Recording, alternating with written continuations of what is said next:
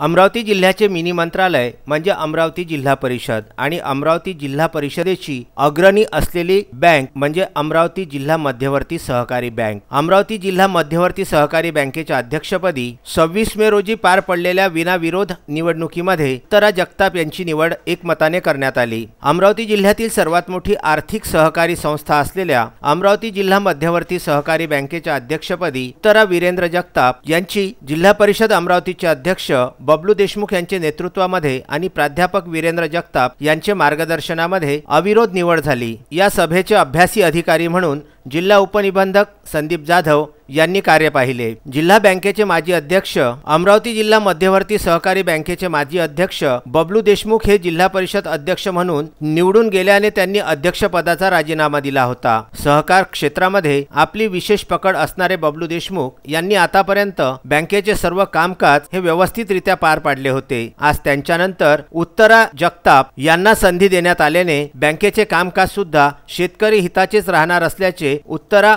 जगताप यांनी सांगितले। यावेळी बबलू देशमुख, माजी आमदार वीरेंद्र जगताप, उपाध्यक्ष Anant Sable, S T. Deshmukh, S N. Bharsakale, P B. Kalbande, R V. Gaygole, S P. Wankhade, A P. Dhepe आणि संपूर्ण संचालक उपस्थित होते। विदर्भ न्यूज करिता सुरेंद्र बिसने यांचा वृत्तांत।